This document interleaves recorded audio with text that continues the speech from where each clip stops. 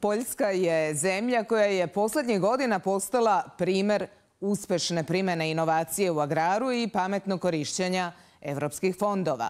U okviru programa Puls Evrope, medijske posete Evropskoj uniji, naša ekipa imala je priliku da se upozna sa savremenim evropskim praksama u oblasti poljoprivrede.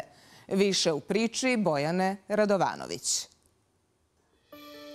Nakon što je Poljska postala članica Evropske unije, izvoz poljoprivrednih proizvoda porastao je 10 puta pre 2004. godine i iznosio oko 5 milijardi evra, a u 2024. godini više od 50 milijardi evra.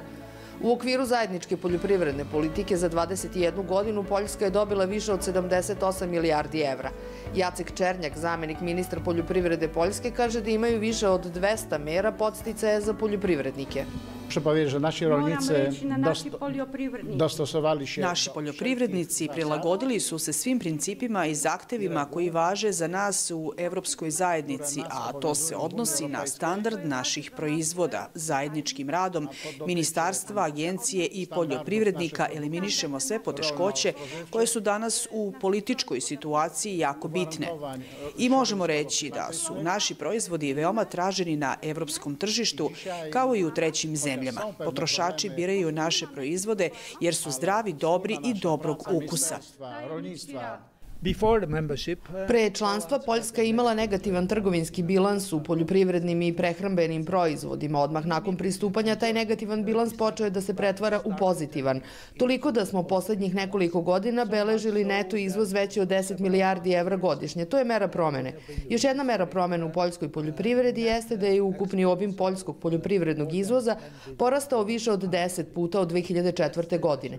Produktivnost rada takođe je značajno porasla. Sada je gotovo 2,5 puta veća nego pre članstva u Evropskoj uniji. Takođe, ulaganja po hektaru obradivog zemljišta su se udvostručila. I konačno, ako pogledate prihode koji se ostvaruju u poljoprivrednom sektoru, oni su sada uglavnom uporedivi sa prihodima van poljoprivrede, što znači da je razlika između grada i sela gotovo nestala.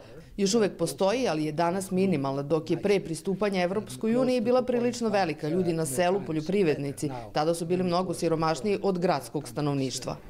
Agencija za restrukturiranje i modernizaciju poljoprivrede najveća je agencija za plaćanje u poljoprivredi u Evropi. Za 9 meseci raspisali su 110 konkursa, a stiglo je oko 1,4 miliona zahteva za podsticaje.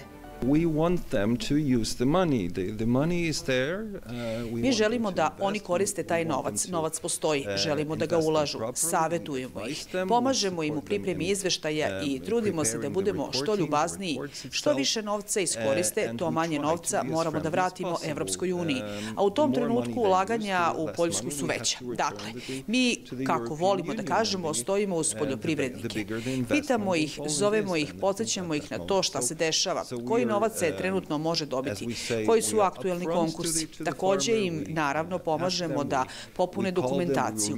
Sad, ono što imamo u Poljskoj jeste problem sa preuzimanjem zemljišta, da tako kažemo. Poljoprivrednici su sada već ostarili. Većina njih je zemlju predala mladima, sinovima, ćerkama. Ali problem je u tome što i oni žele da napuste selo i odu u grad. Zato najviše podržavamo mlade poljoprivrednike. To je i moj savjet za Srbiju, da podrži mlade poljoprivrednike, da im se dodeli novac, da ih podstaknu da ulažu, da grade svoje imanja i da pokušaju da proizvode ono što je najbolje za nacionalnu ekonomiju.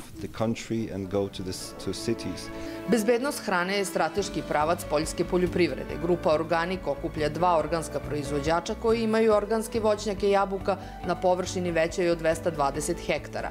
Kompanija godišnje isporuči više od 20.000 tona svežih organskih jabuka. Naše glavno tržište je Evropa, jer u Poljskoj postoji veoma mala potrošnja organskih proizvoda. Oko 0,5% ukupne potrošnje čine organski proizvodi. Bez obzira da li se radi o jabukama, bananama, hlebu ili siru, to je samo 0,5% ukupne potrošnje. Jedan od vodećih univerziteta u oblasti poljoprivrednih nauka u Poljskoj je Poznanjski univerzitet, koji posjeduje i laboratoriju za dronove opremljenu profesionalnim letelicama sa multispektralnim kamerama koje se koriste za preciznu poljoprivredu, prostorno planiranje i zaštitu životne sredine. Posebne informacije prikupljene pomoću dronova u kombinaciji, na primjer, sa veoma preciznim vremenskim podacima iz moje perspektive predstavljaju zaista važne i dragocene informacije za poljoprivrednike. Zato pokušavamo da edukujemo i ohrabrimo poljoprivrednike da se upoznaju sa dronovima i sa načinima na koji ih mogu koristiti na svojim gazdinstvima. Mnogo informacija je dostupno besplatno, ali naravno postoje i privatne kompanije koje se danas veoma brzo razvijaju i koje pružaju filtrirane podatke za određene regione ili pojedinačne poljoprivrednike. Dakle, deo informacija je besplatan, ali naravno neki poljoprivrednici ne žele da troše vreme na pretraživanje, pa radije plate nekome da sve te informacije prikupi umesto njih.